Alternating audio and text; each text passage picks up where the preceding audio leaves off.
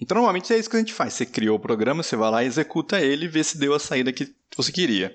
Se o seu programa faz mais de uma coisa, você está criando lá uma estrutura de dados que dá para você inserir, remover, tipo de coisa, você faz o mesmo programa, você faz um pedaço, inserindo e testa. Funcionou?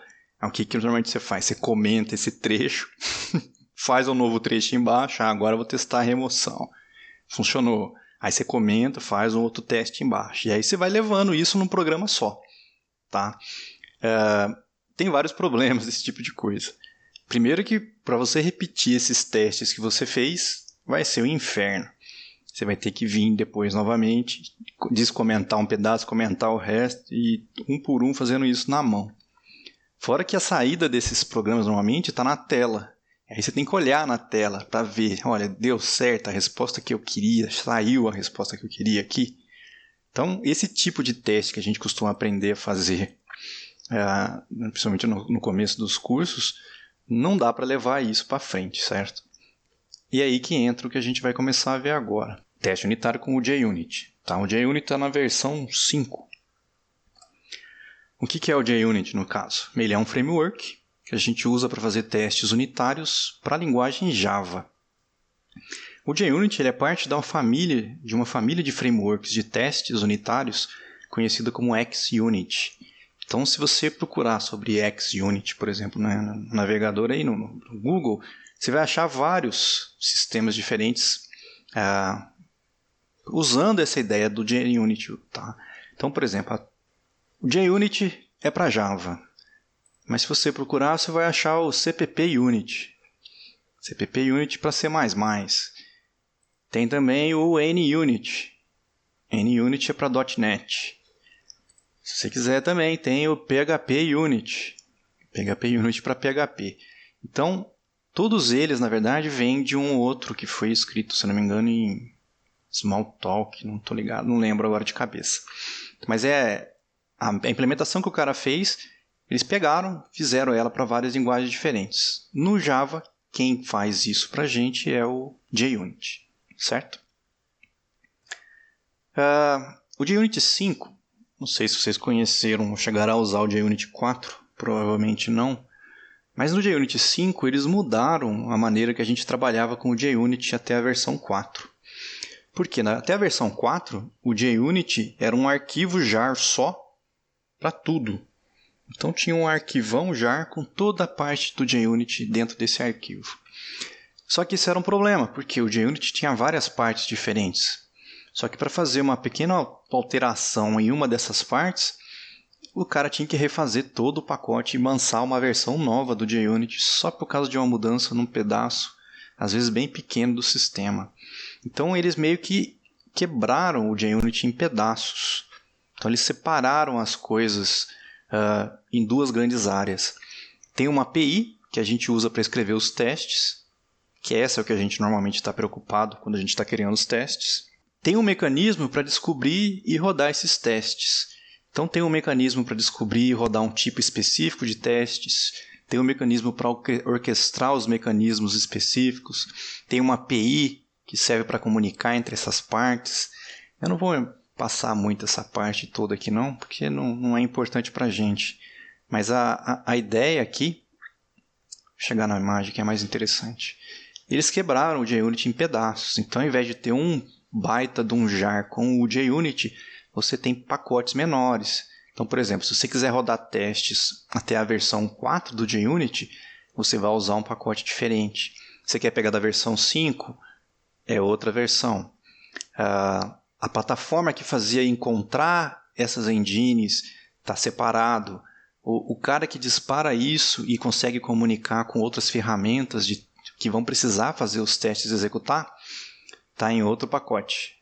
Então eles conseguiram separar o JUnit. Então o cara que está cuidando dessa parte do JUnit para rodar na parte 5, ele pode fazer as mudanças que ele quiser aqui sem interferir no restante do sistema. Tá? Então antigamente não era assim. Era uma coisa só e aí era difícil dar uma manutenção no sistema todo. Agora não, ele está quebrado em pedaços menores. Certo? Vamos lá. O JUnit a gente faz ele funcionar usando uma série de anotações específicas aqui. Tá? Eu coloquei as duas colunas do JUnit 5 e no 4, porque pode ser que algum dia você vai pegar um sistema antigo e os testes estavam usando o JUnit 4 e não estavam usando o JUnit 5. E aí é diferente, só para você conhecer. Mas o @test, a gente coloca isso nos métodos.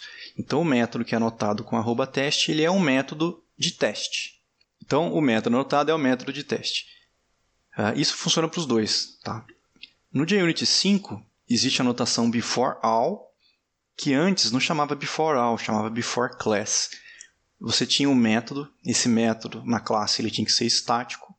Quando você anotava esse método estático com o before all, quando você anota ele com before all, ele vai ser executado uma vez antes de rodar qualquer outro teste da classe atual. Então é mais ou menos uma ideia de um construtor. Tá? Quando você vai rodar os testes que estão numa classe, antes de começar a rodar os testes, ele vai chamar o método que tiver anotado com o before all. O before each, aí o método que é anotado com o before each, ele é executado antes de cada teste da classe atual. Tá? Acho que a gente vai ver isso nos exemplos daqui a pouco, mas a ideia é, eu carrego a classe de teste, ela vai executar. Então ele roda o before all uma vez, e aí antes de rodar cada um dos testes, ele dispara o before each. Então ele roda o before each, aí ele roda o teste. Tem mais um teste? Então ele roda novamente o before each e aí roda o teste. Então ele vai executar sempre antes de cada um dos testes da sua classe. O after each é a mesma ideia. Terminou de rodar esse teste, ele dispara os métodos que estiverem chamados after each. Tá? Então a ideia é que você pode usar o before each para preparar alguma coisa para o teste e o after each para destruir, por exemplo, um recurso que você precisou criar para rodar aquele teste. Tá? Do mesmo jeito que tem o before all, que roda antes de todos os testes, tem um lá que é o after all. E esse after all ele também é um método estático, tá? E ele é executado depois que todos os testes da classe foram executados. Então, a sequência é essa. Carregou, vai executar os testes. Então ele roda o before all uma vez. Para cada teste, ele chama o before each, roda o teste, chama o after each.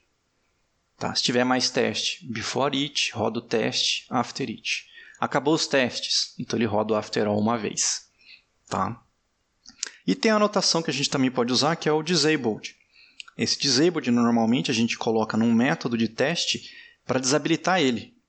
Por exemplo, eu não terminei de implementar aquilo, mas eu não quero apagar o teste que está lá na minha classe. Então, eu anoto ela com disabled, e aí o JUnit vai ignorar esse método de teste aqui. Tá?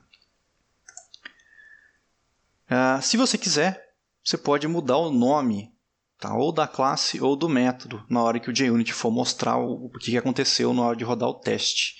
Então, se você colocar o display name na classe, ele muda o nome da classe na hora de mostrar. E se display name no método, vai mudar o nome do método na hora de mostrar as mensagens dele. Tá? Bom, e como é que o JUnit faz para funcionar? Como é que eu sei que o meu programa está funcionando?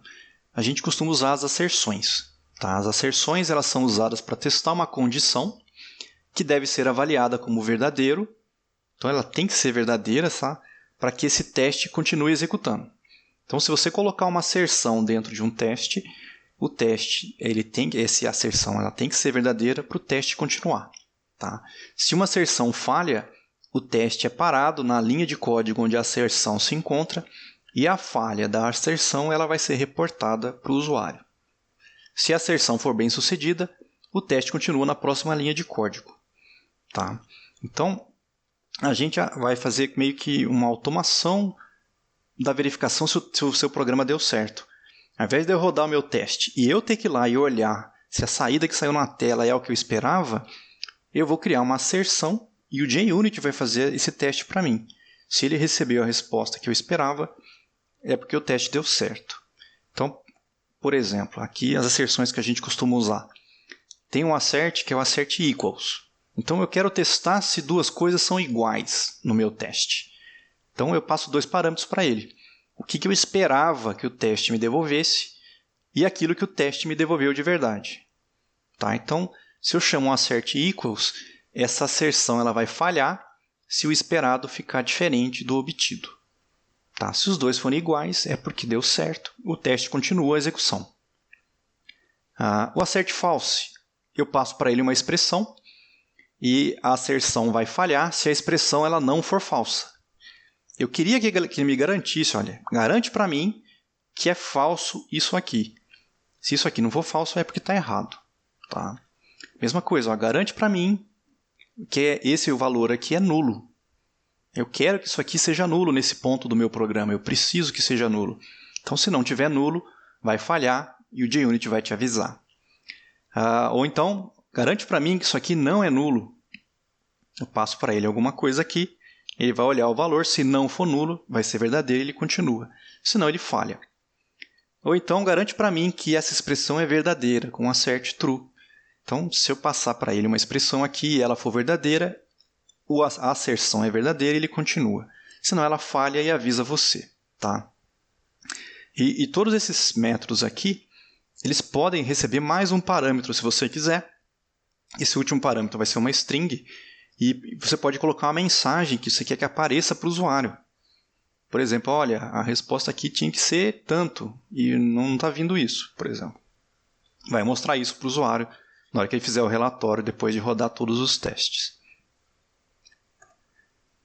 Além desses métodos, o JUnit 5 tem diversos outros. A gente vai ver, tem umas práticas para a gente executar depois. A gente vai ver vários deles. Mas se ao realizar um teste for esperado que uma exceção seja lançada, eu posso garantir isso com o método assert_throws. Então imagina que eu fiz um programa que em determinada situação, se acontecer, tem que lançar uma exceção. E eu vou fazer um teste para garantir isso para mim. Então, eu preciso que nesse ponto da execução, se alguém chamar na minha classe testada esse método aqui com esse parâmetro, eu preciso receber essa exceção. Então, eu consigo falar para o JUnit, olha, garante para mim que essa chamada aqui vai lançar essa exceção desse tipo específico. Tá? A maneira de usar aqui está usando o Java 8, né? É o 8 que teve isso. Acho que é o 8 que acrescentou essa ideia aqui. Ele vai disparar uma função e a função só roda isso aqui para mim. Certo? Eu assert_throws. Eu preciso garantir que quando eu rodo esse meu teste aqui, não lança uma exceção. Então eu posso chamar um assert_does_not_throw. E aí eu faço o meu teste. Se isso aqui não lançar exceção, a asserção vai ser verdadeira e o programa continua. Senão ela falha e avisa o cara, ó, deu erro aqui porque não era para lançar uma exceção e lançou. Tá? Além disso, o JUnit tem mais coisas. Por exemplo, eu quero rodar diversas asserções com um método só. Por exemplo, aqui eu vou fazer um assert_all. Olha, garante para mim que tudo isso aqui foi ser verdadeiro. E aí eu passo várias chamadas de funções aqui. Ó. Eu quero que esse aqui seja igual, esse tem que ser falso, esse tem que ser nulo, isso aqui não pode ser nulo, isso aqui tem que ser verdadeiro. Tá? Se tudo isso for verdadeiro, essa vai ser verdadeira e o programa continua. Mas por que eu faria isso aqui? Se você não colocar essas 5 dentro de um assert_all e der erro na segunda, ele não vai olhar as outras 3. Então, a primeira deu verdadeiro, então ele continua. A segunda falhou. Ele iria parar a execução aqui e ele nem iria olhar as outras 3. Quando você coloca no assert_all, aí você garante que ele vai, mesmo que a segunda falhe, ele ainda vai chamar a terceira, a quarta e a quinta. Depois ele te avisa, olha, essa aqui deu errada. Mas ele já fez os outros testes para você. Tá? Então, tem situações em que a gente quer que isso aconteça. Tá?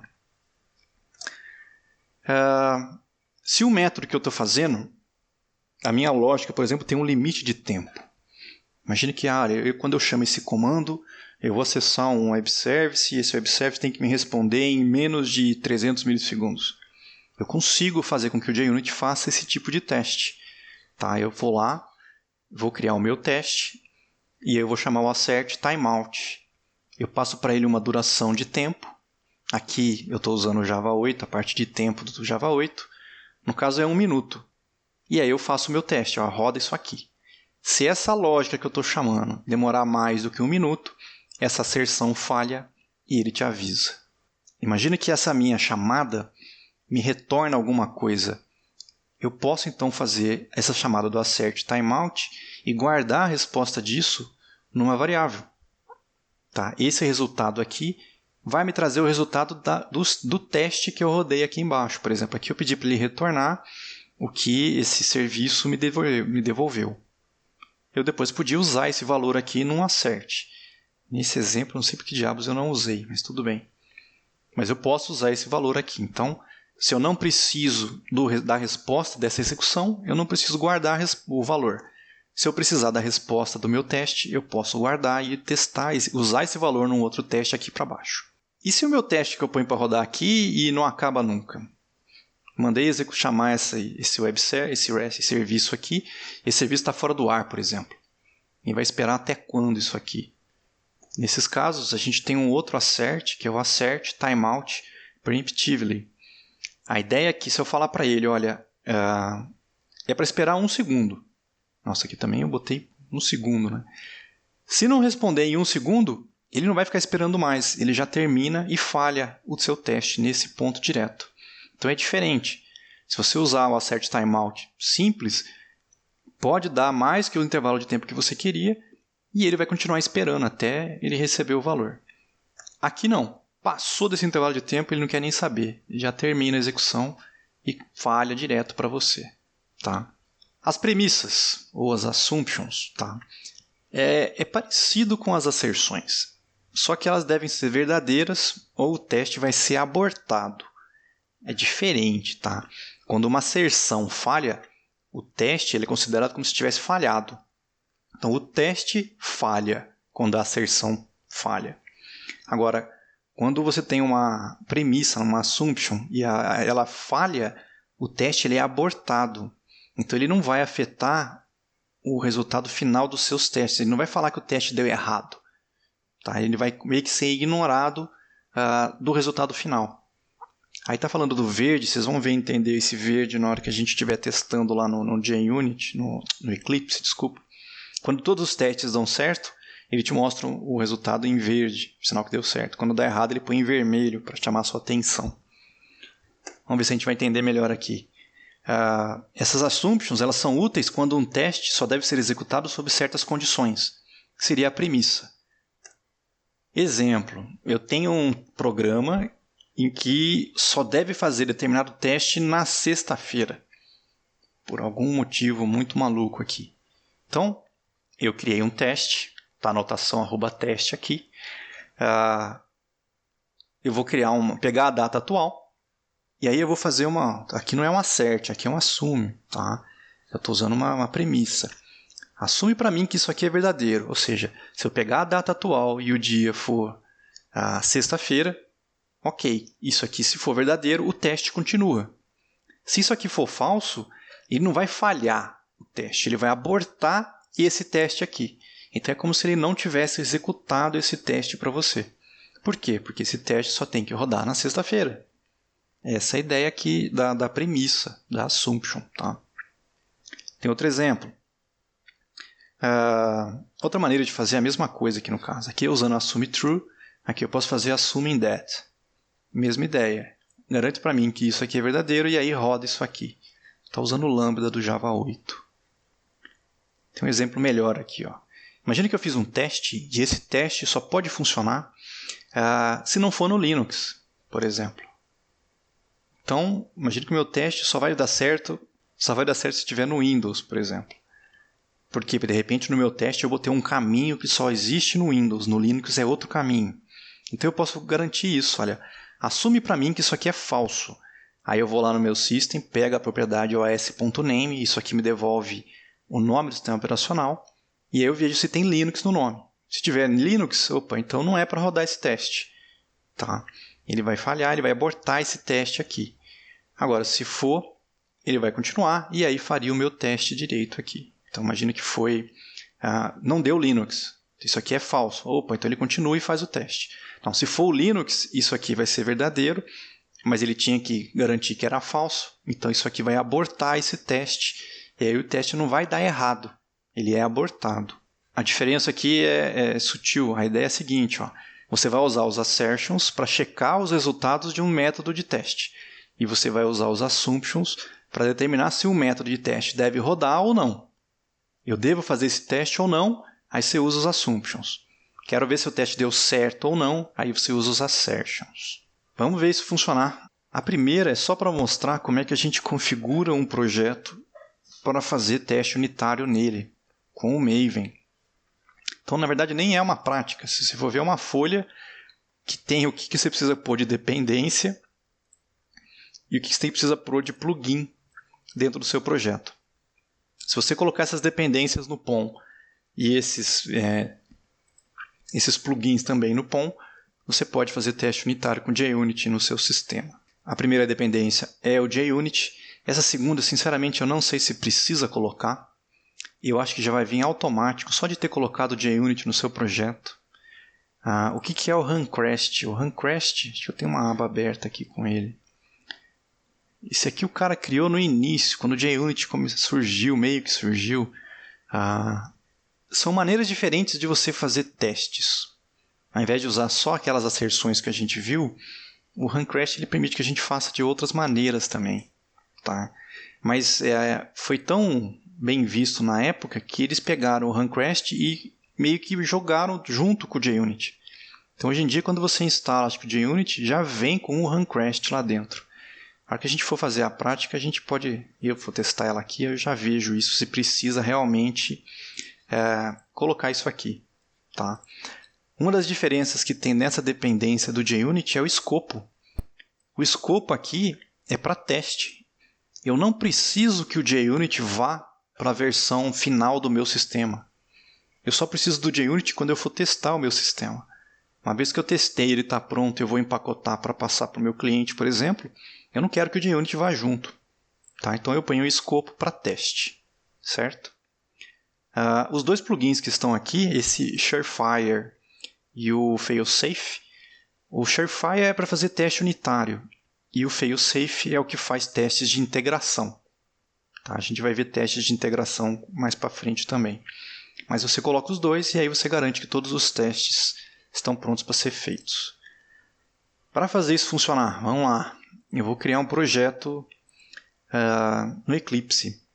Depois que você instalou o Java, o Maven, o Eclipse, configurou o Maven no Eclipse, configurou o Java no Eclipse, aí seria esse ponto em que a gente está aqui. Tá? Eu vou criar um novo projeto. Eu não sei se... isso aqui acho que tem lá no material de Eclipse. Eu dei uma organizada lá no disco virtual, não sei se vocês perceberam. Tem mais arquivos sobre Eclipse lá agora também. Uma das partes que eu tenho lá nos arquivos do Eclipse é como é que você configura as opções que ele mostra aqui. Tá?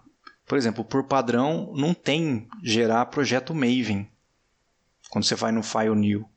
Para você configurar isso, você pode vir na perspectiva e customizar ela. E aí, na hora de customizar a perspectiva, você consegue vir aqui na visibilidade do menu, no File New, e escolher o que você quer que ele mostre lá. Mas isso tem lá nas práticas do Eclipse, se alguém quiser depois fazer isso. Porque aí você configura. Eu tirei, por exemplo, Java, eu não vou criar projeto Java puro nunca. Então eu tirei. O Maven não estava, eu fui lá e acrescentei. Essa parte final para web, tipo arquivo CSS, HTML, XML, normalmente ele não mostra. Eu coloquei também. Então eu configurei isso para aparecer aqui no File New. Tá? Eu vou criar um projeto Maven. Aqui eu vou fazer do jeito que vocês fariam se não tivesse um archetype pronto. Maven archetype, eu vou pegar o Kickstart mesmo. Vou botar aqui, sei lá, TEDs, artefato, eu vou chamar de práticas de JUnit, por exemplo. Por que é interessante ter um archetype pronto? Se você usar o Kickstart, ele sai com... Deixa eu dar um zoom aqui. Ele sai com o Java errado. Aí. Por exemplo, eu não quero isso aqui. Eu vou ter que vir em todo projeto que eu fosse criar. Eu não quero que esse seja o caminho do meu projeto. O Java está errado. O JUnit que ele pôs aqui é o 4.11, mas o mais novo é o 561. E outra, ele botou o JUnit 4 aqui no meu projeto. Eu não quero o JUnit 4.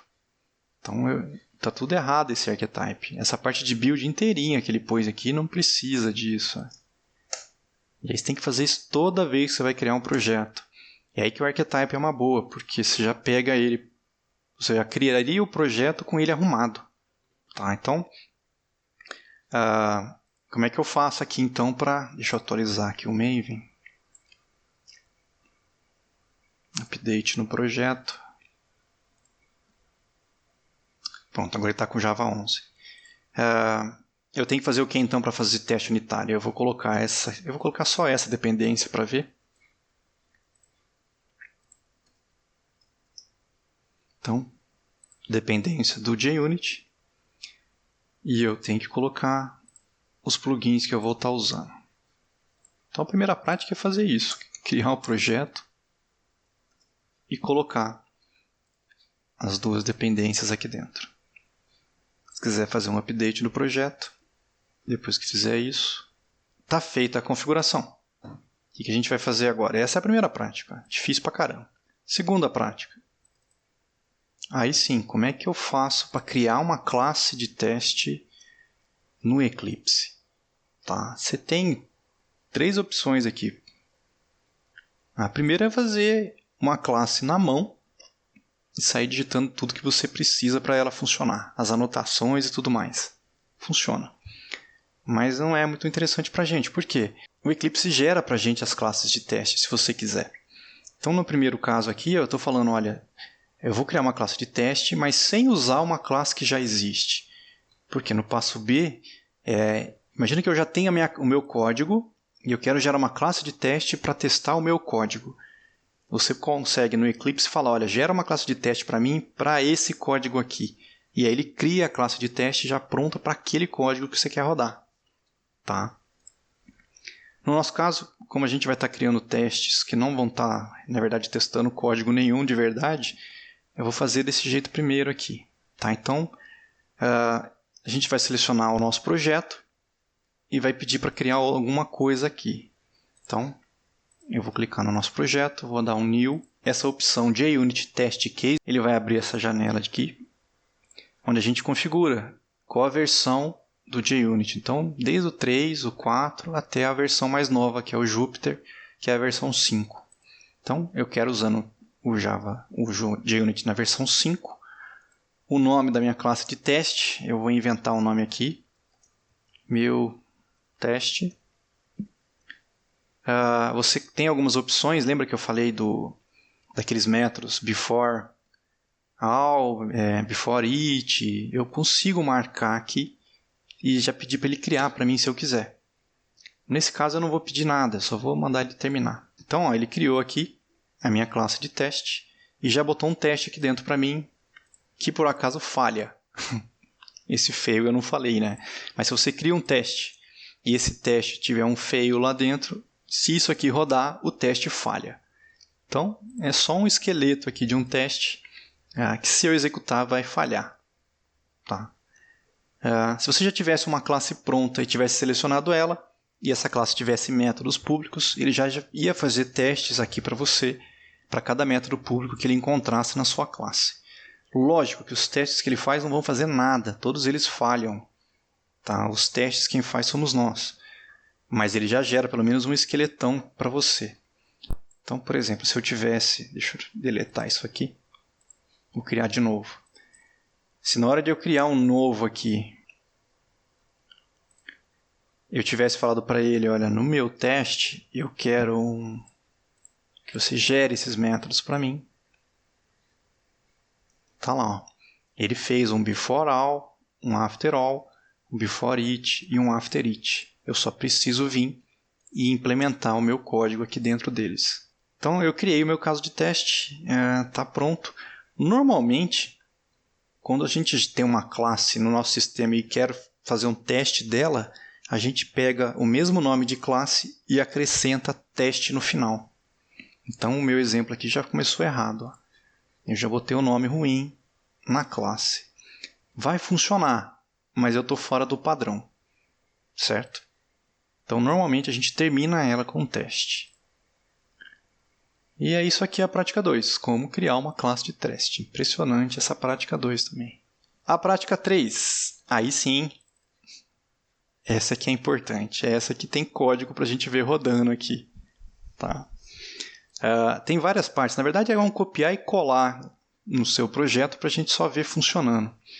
Então, por exemplo, essa primeira parte, eu vou testar as asserções. Então, eu vou criar uma classe chamada AssertionsTest. Outra coisa que eu não expliquei. Normalmente, quando a gente vai fazer... Normalmente não. Quando a gente faz testes, o nosso programa normal fica dentro de Source Main Java. Então, o meu código, que vai ser da minha aplicação, vai ficar aqui dentro. O meu código de teste fica dentro de Source Test Java. E, geralmente, é o mesmo pacote. Então, se eu estou testando um app.java desse pacote, no teste Java, vai ter no mesmo pacote app.test.java.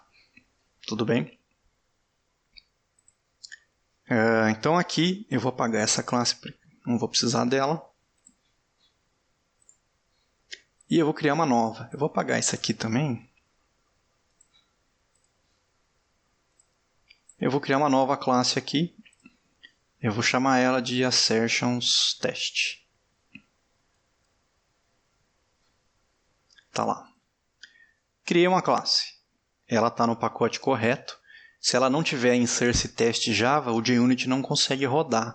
Aqueles plugins que a gente colocou aqui, o Sharefire e o Failsafe, eles esperam encontrar o código de teste por padrão em Source Test Java. Tá? Então tem que estar nesse diretório aqui, nesse pacote, senão não funciona. E o que eu vou colocar dentro da AssertionsTest? Eu vou copiar só um primeiro método aqui. Tá lá o meu teste. É só colocar a notação teste e ele vira um teste. O nome do método aqui, normalmente a gente coloca um nome que seja representativo. O que esse teste está fazendo? Tá? Porque a hora que der erro nesse método, o próprio nome do método já me ajuda a entender o que deu errado no sistema. Aqui eu tenho 4 AssertEquals colocados, só para vocês verem como é que a gente pode usar o AssertEquals. Tá? O problema aqui, se eu fizer um Ctrl+Shift+O, porque o erro que está dando aqui é import. Vocês vão ver que o teste deu certo. O teste sumiu o problema. Ele fez o import aqui para mim. Só que os AssertEquals não. Por que que não? Esse AssertEquals, ele é um import que a gente chama de import estático. Ele é um método estático de uma classe. E por padrão, o Eclipse não faz import de métodos estáticos para a gente. Não faz import estático. Então você pode dar Ctrl+Shift+O aqui à vontade, que não arruma. O que a gente tem que fazer nesses casos? Você pode parar o mouse em cima do AssertEquals. Vocês vão ver que tem uma opção aqui, ó, adicionar o static import para esse método aqui dentro da classe assertions. Você clica, aí ele coloca o import que ele precisa. Tá? A diferença desse import para o outro é o static aqui. Ó. Ele só está pegando a parte estática dessa classe, no caso, esse método aqui. Tá? E aí sumiu o erro. O que tem nesse teste aqui? É um AssertEquals. Garanta para mim que as duas coisas são iguais. Eu posso mandar 2 inteiros. 3 é igual a 3? Sim, então esse assert vai dar verdadeiro. Eu posso fazer teste com números double, por exemplo. O problema do double, eu não sei se vocês lembram disso, mas tem aqueles erros de precisão. Quando você põe um valor no double, de repente não fica aquele valor exatamente. Dá um errinho na 7ª, 8ª casa decimal do número. Então, quando você faz um AssertEquals para double, você pode passar um terceiro parâmetro aqui, que é como se fosse um delta, uma diferença. Se a diferença entre esses dois for menor do que isso aqui, é porque para mim os dois são iguais. E aí, se tiver aquele erro de arredondamento menor que isso, para ele é verdadeiro. Se passar disso aqui a diferença entre os dois, aí para ele vai dar erro e esse cara vai falhar. Tá? Eu posso mandar 2 objetos para ele. O que ele vai fazer? Ele vai chamar o equals dos objetos e vai comparar os dois. Tá? E eu posso passar um terceiro parâmetro com a mensagem que eu quero que ele mostre se esse teste aqui falhar. E como é que eu rodo isso? Se você pegar e simplesmente mandar rodar o programa, ele não vai rodar o teste. ele vai rodar o programa principal. Tá lá, o Hello World. Eu quero que ele rode o teste. Então eu posso clicar no botão direito aqui e pedir para ele, olha, roda os testes unitários do JUnit. Tá aqui, ó. Ele abriu uma aba lá no canto esquerdo, eu vou trazer ela aqui para baixo. Tá lá, ó. Então, ó, uma aba do JUnit especificamente, e ele me traz, olha, Práticas JUnit é meu projeto, rodou um teste na classe AssertionTest, tinha esse método aqui, ó, should assert equals elements, nenhum erro, nenhuma falha, e tá lá o resultado verde que eu falei para vocês, ó. Tá. Deu certo, aparece em verde. Então, para rodar, botão direito, manda rodar como teste unitário. Ele vai rodar desse jeito para a gente. Se um teste falha, por exemplo, se aqui eu falar 3 é igual a 2, não é. Vai falhar. Então, botão direito, roda para mim o teste. Tá lá, ó, falhou. Apareceu em vermelho. Eu sei que deu erro. Ele me mostra, ó, falhou, uma falha. Mais que isso, ele vem aqui e te fala, olha, a mensagem que eu coloquei lá no método, ó, descriptive message, que o cara escreveu aqui, ó, ela aparece aqui para mim. E ele me mostra onde é que deu o problema. Tá, ó, lá no should assert, blá, blá, blá. Ele esperava que fosse 3, mas recebeu 2. Então eu não preciso testar se a minha saída do programa deu 3. Eu olho aqui. Ficou vermelho porque deu erro. Deu erro aonde? Deu erro aqui. Tá? Se você era esperado 3, deu 2. Aonde foi isso aqui? Olha, nesse método. Se você clica nele, ele te leva direto na linha aonde está o erro, cara. Então eu sei que o problema foi aqui. Tudo bem? Bom, eu vou pegar o restante dos testes dessa primeira parte para a gente ver como é que vai fazer isso rodar. Então aqui tem um monte de asserts diferentes sendo colocados. Tá?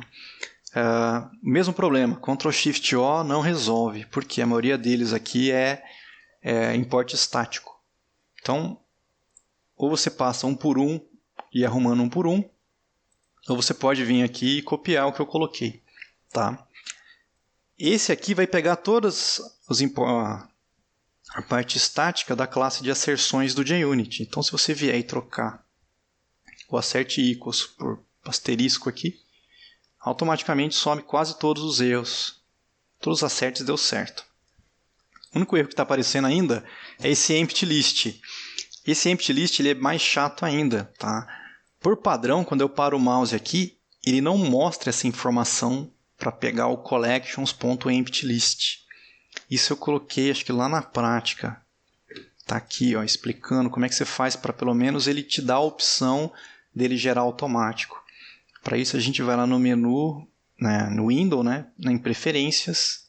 Então se você vier aqui em Window, Preferências, se você digitar lá em cima na busca Static, aqui em Editor, em Content Assist, em Favoritos, você consegue vir e adicionar um novo tipo.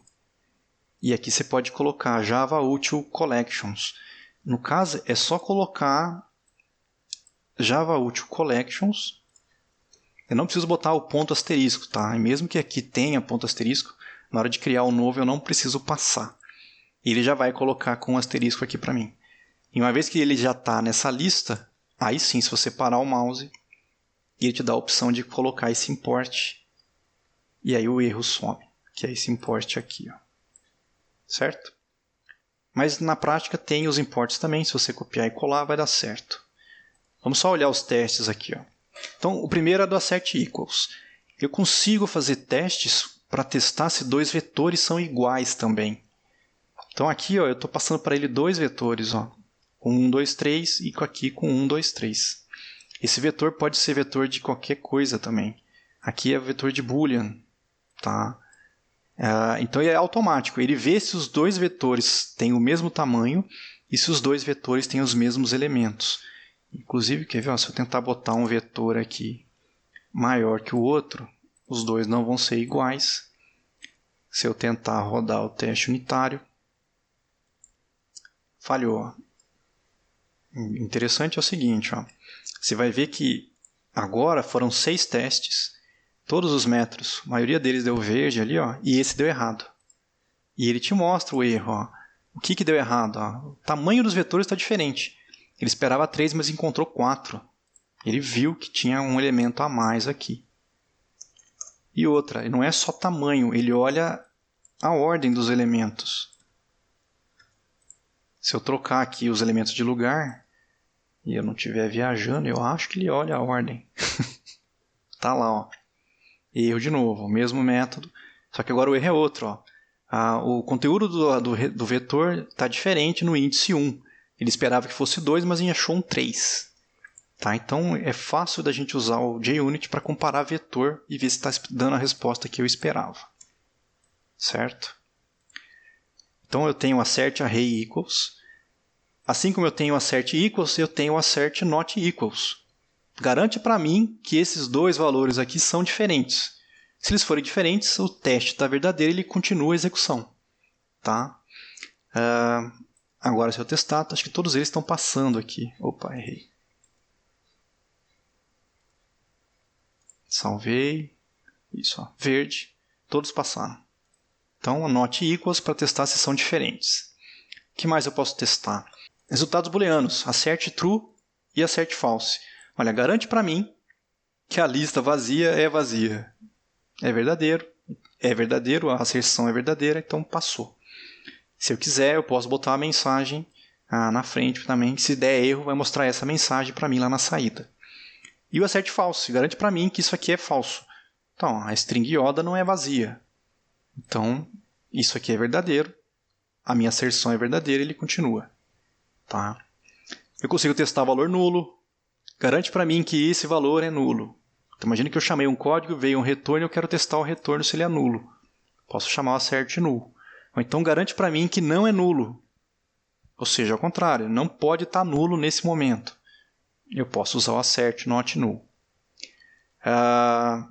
O assert same, aqui no caso, é para ver se é o mesmo objeto.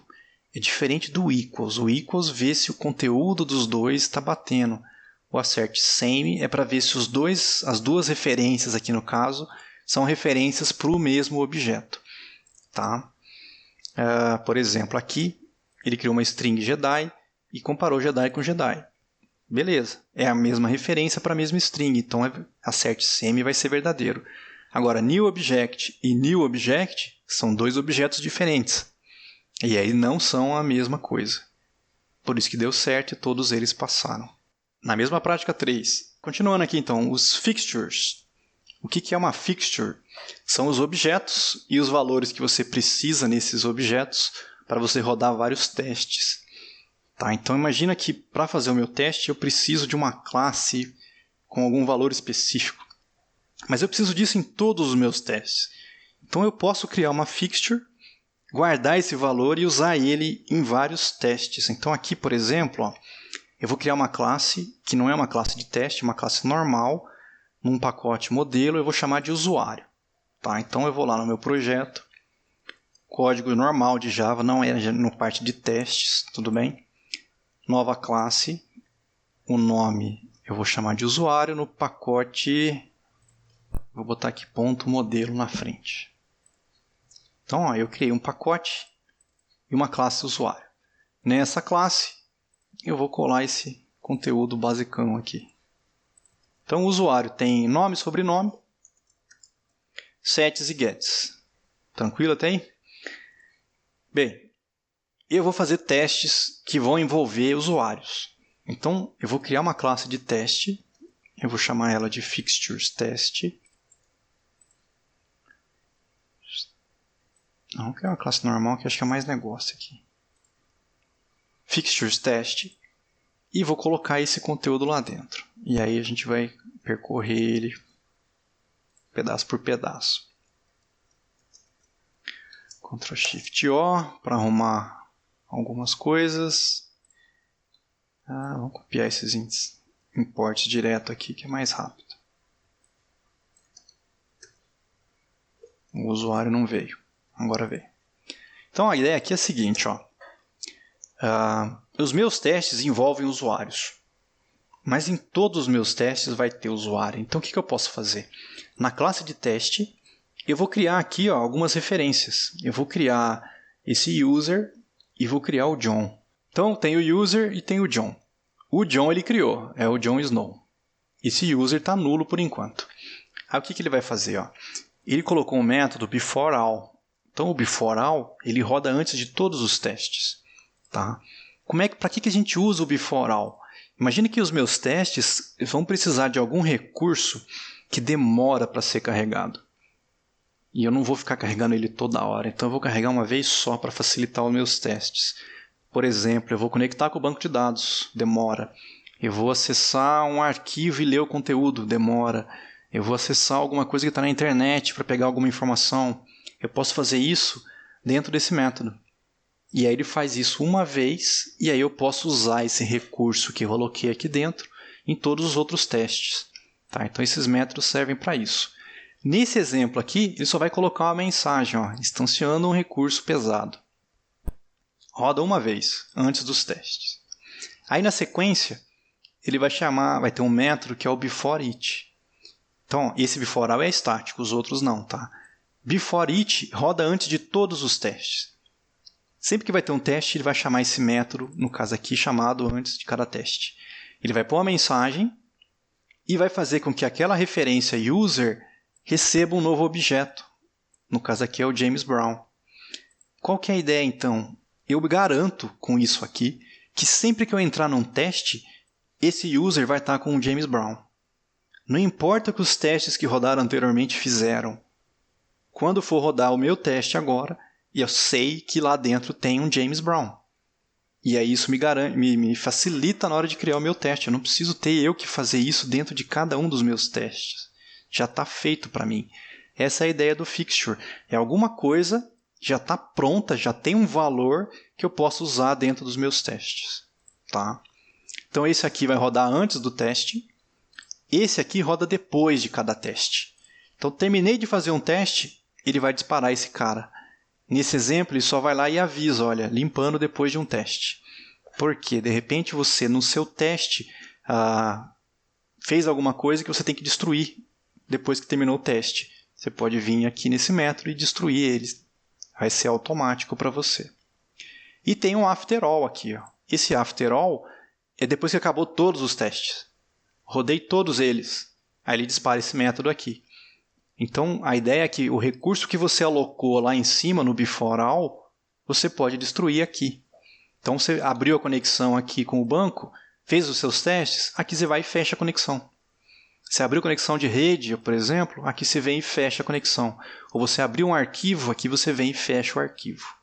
Tá? Nesse exemplo, ele só vai mostrar que está destruindo um recurso pesado aqui.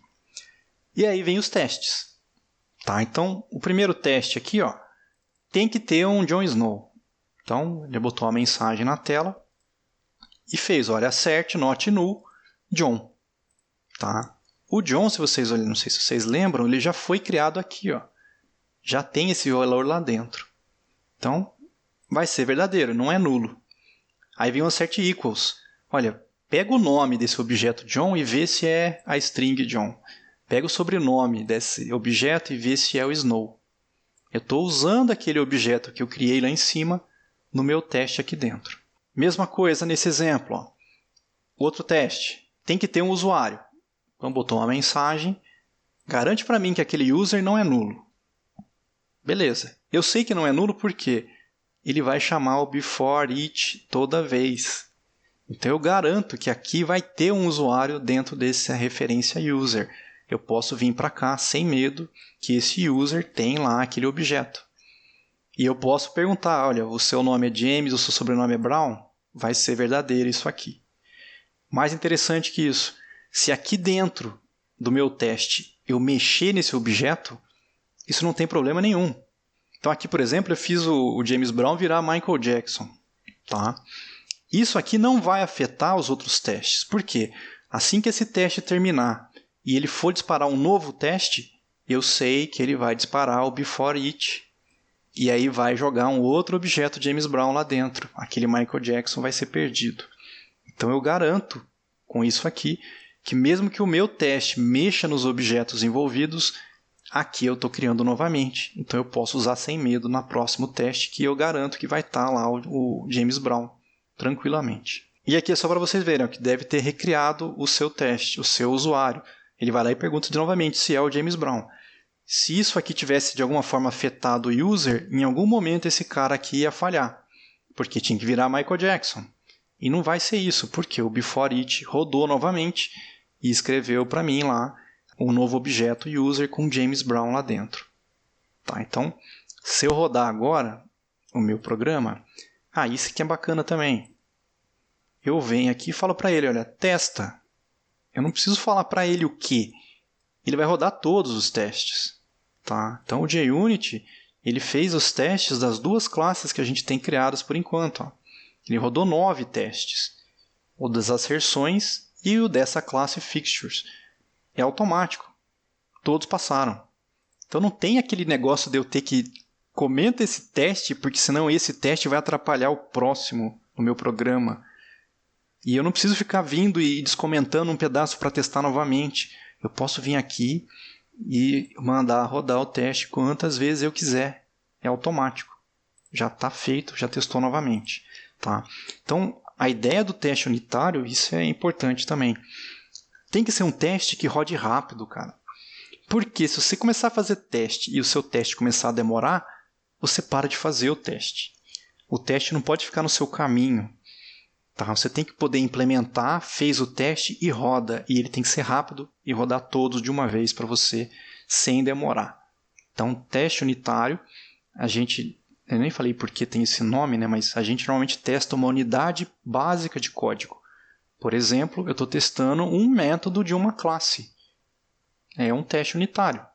Tá? Eu não vou fazer um teste gigante juntando banco de dados com web, com não sei o que. Aí já não é teste unitário. Aí ele passa a ser um teste mais de integração. Tá? Que a gente vai ver também como é que a gente pode fazer depois. E dá inclusive para separar teste unitário de teste de integração e só rodar um tipo ou só outro tipo quando eu quiser. O after all, o que ele acontece? Depois que ele fez todos os testes, aí ele dispara o after all. Tá? Então a ideia é que você aloca o recurso no before all. Então você abre o arquivo, abre a conexão com o banco, abre a conexão com a rede, faz os seus testes, terminou, aí você fecha o arquivo, fecha o banco, fecha a conexão de rede. O que mais aqui? Eu vou criar uma outra classe para mostrar mais recursos. Vamos criar uma classe nova de teste. Então, more features. Depois vocês peguem isso aqui e façam também, tá? Colei aqui dentro, Ctrl Shift O. Tem que fazer uns imports. E aí vamos olhar o código.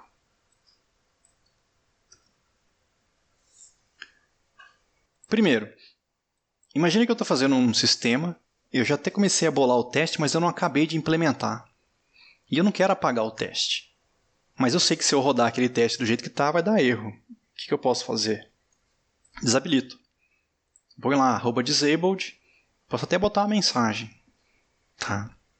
Essa mensagem vai aparecer. Ele vai mostrar aqui que rodou tantos, um deles está desabilitado. E vai te mostrar inclusive a mensagem se você quiser. O que mais? Aqui tem um timeout. Ó. Então, até usando um assert timeout de milissegundos. No caso aqui eu falei 500 milissegundos. Eu quero que demore no máximo 500 milissegundos. Só que o meu teste, eu falei para ele dormir 1 segundo. 1 segundo é mais do que 500. Então esse cara aqui vai falhar. Então se eu rodar o teste agora, a gente vai ver ele falhar daqui a pouco. Tá? E eu posso ter um retorno nessa função com timeout. Então, por exemplo, aqui eu falei que podia demorar no máximo 500. Eu vou dormir 300 milissegundos e vou devolver uma string.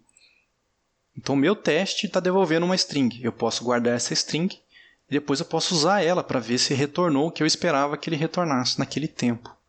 Tá? Então, não é porque eu estou testando o tempo que eu não posso pegar a resposta também e fazer um outro teste com essa resposta. E aqui, por último, eu quero ver se esse código que eu estou rodando vai realmente lançar uma exceção.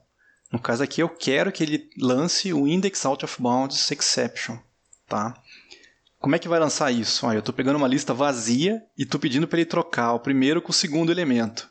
Vai gerar uma exceção. Então, se eu testar agora esse sistema,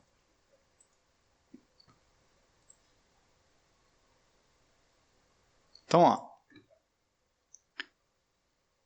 deu errado, falhou. Se você olhar aqui nas respostas, o primeiro deu certo, o segundo não deu errado.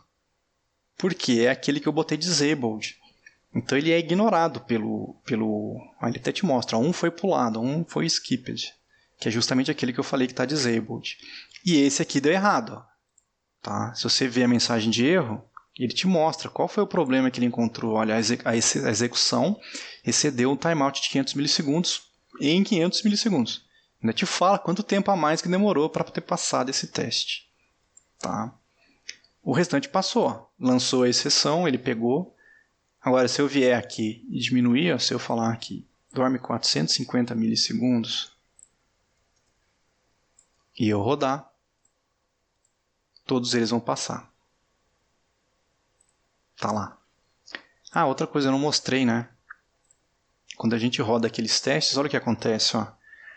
Esse é o before all, que é o recurso pesado. Aí ele roda o before each, recriou o usuário. Aí ele fez o teste. Terminou o teste, ele limpa. Esse é o after each.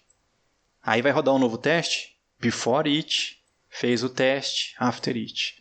Novo teste, before each, faz o teste, after each. Acabou os 3 testes que eu tinha lá dentro, aí o after all executou no final. Essa é a sequência sempre. Tá? Outra coisa que eu não expliquei, a ordem dos métodos na classe não importa. Tá? Não existe ordem na execução dos métodos de teste. Então você não pode fazer um teste pensando que esse vai rodar primeiro que aquele, porque o JUnit não tem ordem na hora de executar. Ele vai rodar na ordem mais maluca que ele quiser fazer aqui. Então você não pode fazer um teste e depender de outro. Os testes têm que ser isolados, é unitário. O meu teste todo está aqui.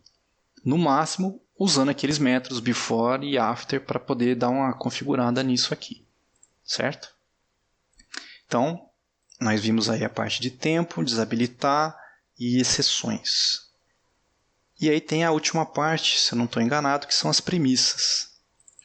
Com os assumptions. Vamos criar uma nova classe de teste aqui. Assumptions test. Eu vou jogar esse aqui lá dentro.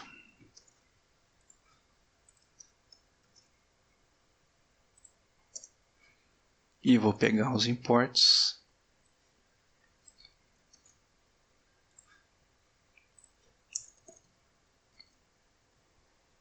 E aí vamos ver o código.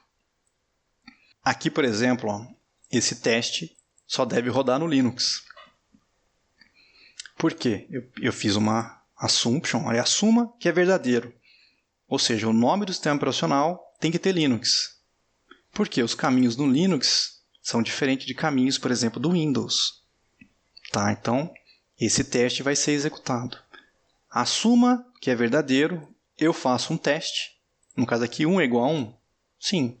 Se isso for verdadeiro, aí ele continua a execução e vai fazer esse teste aqui. Só deve rodar se for falso. Então, assume para mim que é falso. Se esse cara realmente for falso, aí ele continua e faz o teste que eu fiz aqui embaixo. Tá? Então, se eu rodar do jeito que está aqui, os 3 vão passar na minha máquina. O Biratã que está lá no Windows, se ele rodar isso aqui, ele não vai ter os 3 testes executando. Ele só ia ver esses 2 executando. Esse aqui seria ignorado, porque essa assumption ia falhar na máquina Windows dele. Aqui eu também consigo ver isso. Aqui, por exemplo, eu botei o Windows no nome. O meu micro não tem o Windows no nome, tá? Então, eu vou testar. Continua passando, mas se você olhar aqui, 2 testes agora foram ignorados. Um que é o do disabled e esse que deve rodar apenas no Linux. Tá? Porque eu falei que tinha que ter o Windows. A minha máquina não tem o Windows, isso aqui não ficou verdadeiro, ele aborta esse teste. Tá? Mas continuou dando verde, porque todos os outros deram certo. Tem um projeto que eu chamei Pilha para testes. 2 já pegaram ele, inclusive. Vocês vão baixar esse projeto, descompacta ele na máquina e importa ele no Eclipse. Tá? O que tem nesse projeto? Vamos dar uma olhada aqui. Deixa eu dar um close nesse projeto. A minha ideia aqui era a seguinte, eu fiz uma pilha. Só que eu fiz a pilha do jeito mais cabuloso possível. Eu criei uma interface pilha. Então a pilha para mim, ainda usei generics nela ainda. Não é uma pilha de int, que nem a gente aprende em estrutura, não. Aqui é uma pilha genérica, qualquer coisa. Eu posso fazer push, posso fazer pop, eu posso ver o que está no topo da pilha, eu posso ver quantos elementos tem na pilha, eu posso limpar ela, ver se ela está vazia e mostrar ela na tela. E aí eu fiz 2 implementações dessa pilha. A primeira implementação é ela usando vetor. Tá, então, a ideia desse código aqui, então a minha pilha array, ela implementa a interface pilha. O vetor ele vai ter uma capacidade inicial de 10 elementos. Tá? No construtor eu crio um vetor de 10 elementos, só que aqui eu estou usando um vetor de object. Então eu posso guardar qualquer coisa.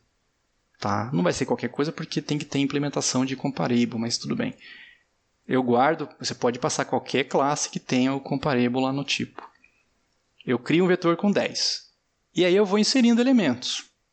Tá? Se o tamanho da pilha chegar nos 10 elementos, eu peço para aumentar a capacidade da pilha. E se aumentar a capacidade, geralmente quando a gente faz pilha com vetor e precisa de mais espaço, a gente não pega uma posição a mais para caber o elemento novo. Tá? A gente duplica o tamanho atual. Então se tinha 10 e eu precisei de mais um, eu faço com que ela fique com 20. Porque aí eu garanto que eu consigo inserir mais alguns elementos antes de precisar aumentar novamente. Porque essa operação de aumentar vetor, moçada, isso demora pra caramba. Imagina rodando isso aqui. Ele tem que achar um espaço na memória livre, alocar aquele espaço, copiar os elementos do vetor antigo para o vetor novo e aí começar a usar o vetor novo. Isso aqui, em termos de execução na máquina, demora pra caramba. Então, quanto menos eu precisar fazer isso, melhor para o sistema. Então, normalmente a gente faz duplicar. Então, de 10 ele iria para 20. Se precisar de mais de 20, ele iria para 40. Tá? E assim por diante. Então, eu consigo fazer push, eu consigo fazer pop.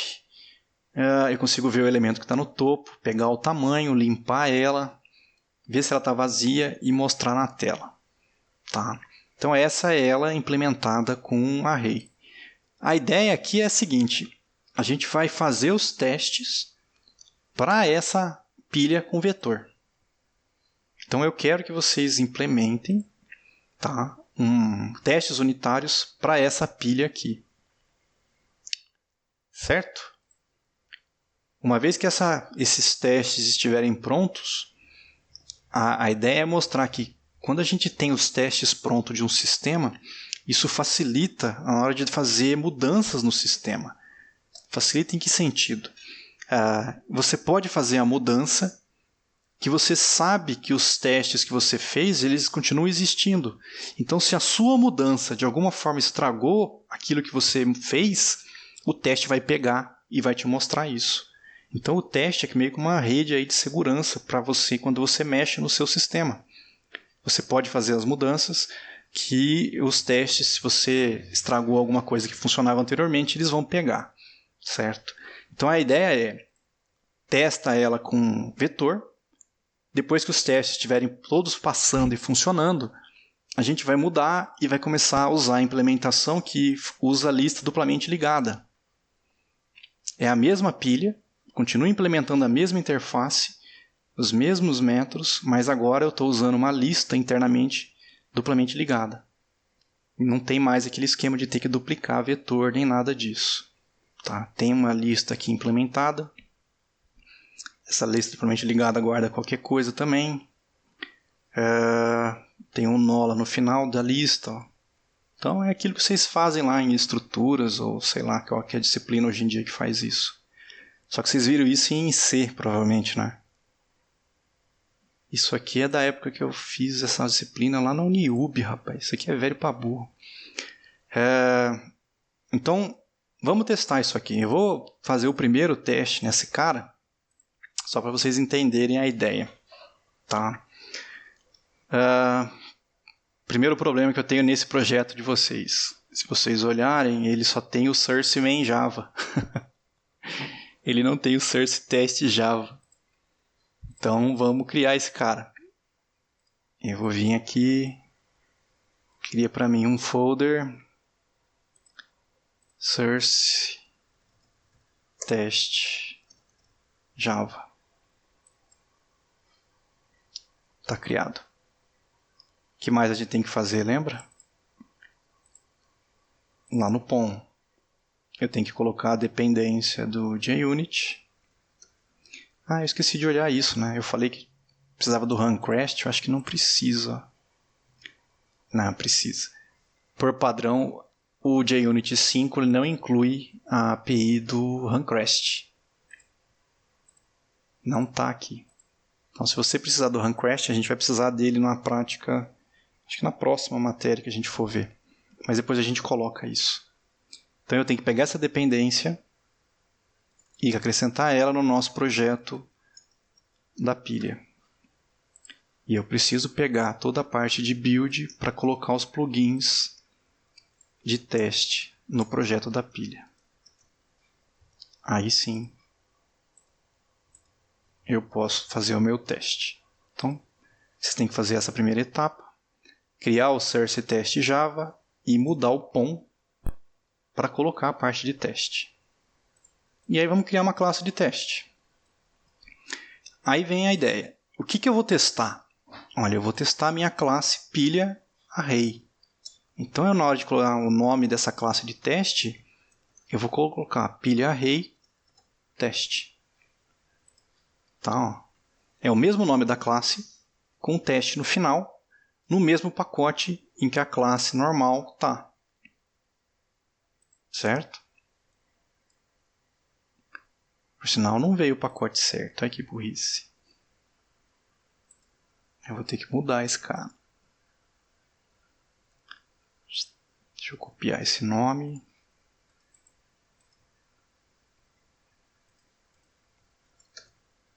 Mesmo pacote. Agora sim. Então, eu estou testando a classe pilha array, então pilha array teste. Tudo bem? Vamos olhar na pilha array o que eu vou testar aqui. Vamos ver se eu consigo inserir elementos na pilha.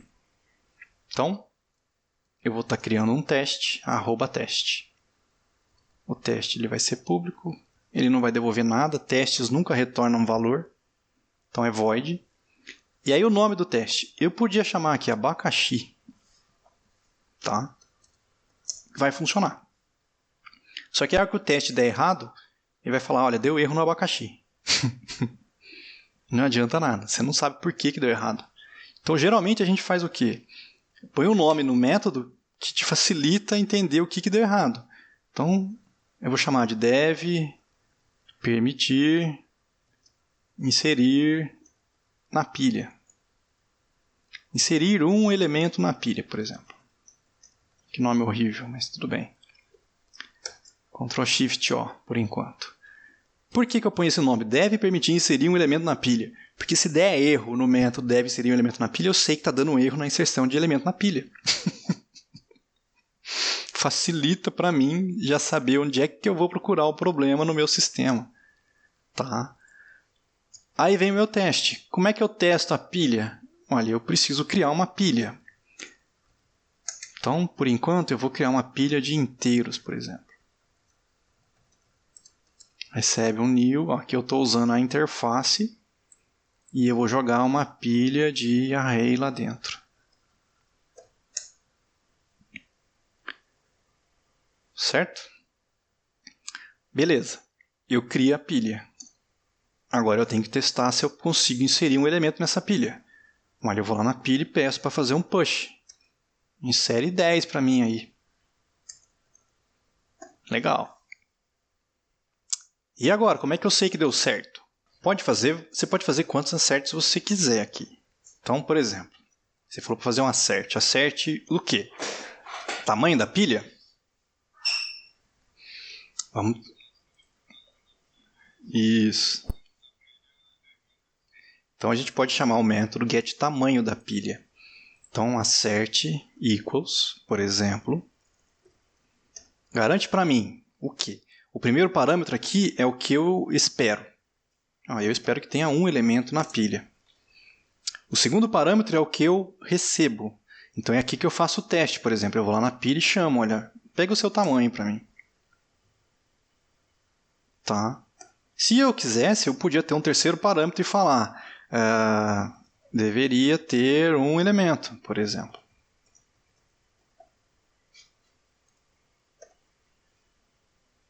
Não. Aqui o teste é, o tamanho da pilha é 1? Tem um elemento na pilha? Eu não estou olhando 10 ainda. Quero saber se tem alguém na pilha. Certo? Então, acerte equals, eu vou fazer o import estático dele. Esse é o primeiro teste que a gente podia fazer. Eu podia ter feito de maneira diferente. Eu podia ter escrito aqui, ó, acerte true, que quando eu chamar pilha.getTamanho, isso é igual a 1. Faz a mesma coisa, só que de maneira diferente. Aí vai do gosto do cara que está fazendo o teste. Os dois aqui vão fazer a mesma coisa. Tudo bem? O que mais eu posso testar além do tamanho 1? Ele falou, eu podia olhar se tem um elemento na pilha. Normalmente, pilha, a gente não olha os elementos que estão no meio dela. A gente consegue ver normalmente o topo. Então, é justamente o que esse método deveria retornar. Então, eu podia vir aqui e falar, olha, garante para mim que 10 é o elemento que está no topo da pilha. Eu não vou colocar mensagem, não. Certo? É o suficiente para indicar que consegui inserir um elemento na pilha? Vamos testar. Botão direito. Roda aí. Esperava que fosse 10, mas recebeu o quê? Nulo. Tá errada essa pilha. Eu sei que tá errada porque se eu usar a outra, vai dar certo. Ó. Essa é a pilha com lista duplamente ligada.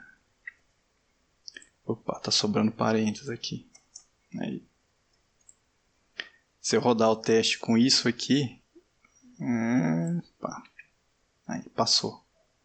Então já é parte do exercício, ó, arrumar a pilha com vetor. Sacanagem. Maldade do Rafael, cara. Fazer isso na prova dos 6. Não basta testar, tem que arrumar o erro do que o professor errou, cara. O que deu errado? Vamos testar de novo aqui, ó. Em que parte que deu problema? Se você clica no erro, ele te mostra qual que é o acerte que falhou. Foi esse aqui, é o topo que está com problema. O tamanho deu certo. O tamanho é 1, mas o topo, que é esse método aqui, está com problema. Elementos de tamanho. Às vezes não é tamanho, é tamanho menos 1. Chutar, hein? Como não fazer um programa? Finge que não viu isso. Vamos lá de novo. Ó. Que bicuda que eu dei, rapaz do céu. Aí passou. Tá, então deve permitir inserir um elemento na pilha. Deu certo. Está feito esse teste. Para um elemento eu sei que ele funciona. E aí você vai criar outros.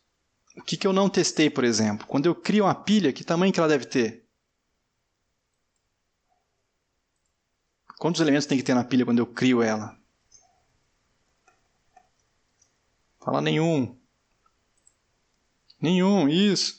Eu vou criar uma pilha, ela tem que estar vazia. Então eu não vou fazer esse push. E aí se eu ver qual que é o tamanho da pilha quando eu acabo de criar ela, tem que ser 0. vou tirar essa mensagem, por exemplo. Ou seja, quando a pilha está vazia, eu acabei de criar, não pode ter elemento lá dentro. Vou tirar esse teste também que está repetido.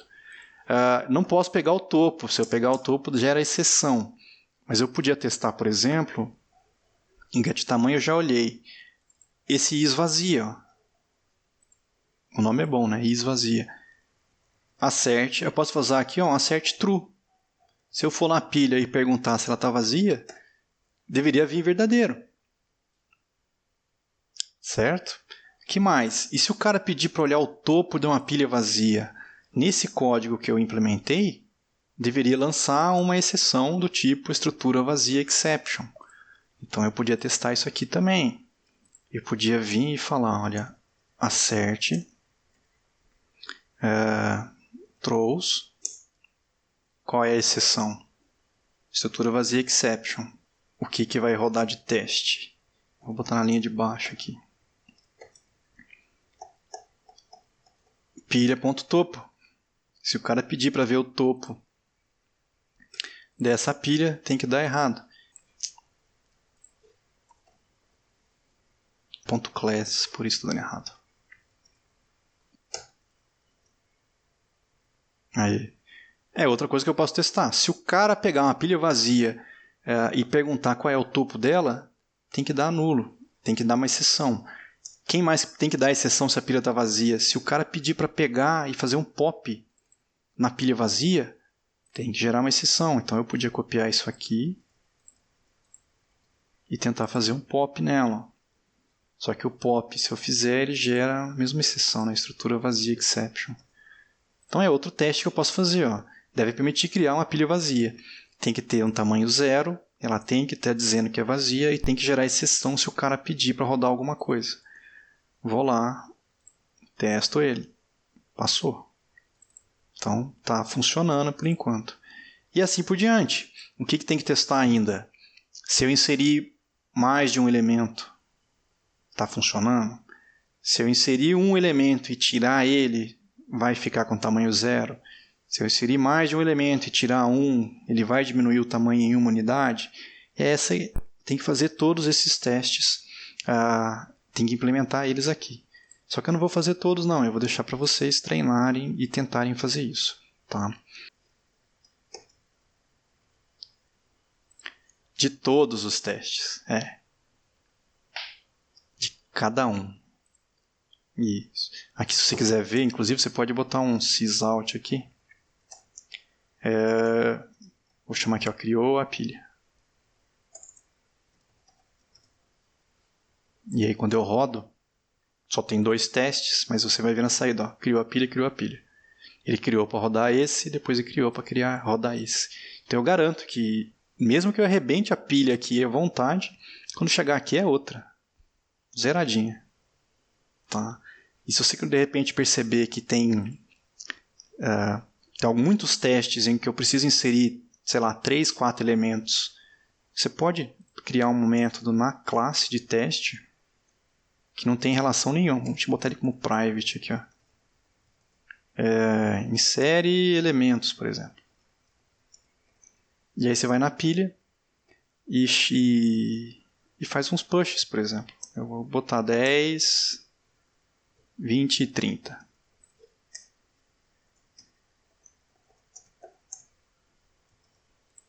Por quê? Esse método, se você sabe que vai precisar fazer push de 3 valores em vários deles, mas você pode vir no seu teste agora e chamar. Olha, insere elementos aí. Em todo lugar que você precisar que ela tenha alguma coisa, você chama esse método. Você sabe que ela vem zerada. Quando eu chamar isso aqui, vai inserir esses 3. E aí você sabe o estado da pilha depois desse elemento aqui. Aí você pode montar o seu teste. Tá? É uma ideia que você pode aproveitar também. Se você vê que tem muito teste fazendo isso aqui. E aí você deixa o seu código de teste fica mais sucinto, né? Fica realmente só com aquela lógica que você quer testar. E se eu parar agora de usar uma pilha de array e meu código mudou e agora é uma pilha com lista duplamente ligada? Mas se estava funcionando com array, eu fiz a mudança, começou a dar erro, é porque tem erro na pilha com lista duplamente ligada. Tá? Então, você ter os testes te facilita, te dá uma segurança maior na hora de você vir e estar mexendo e estragando o seu sistema.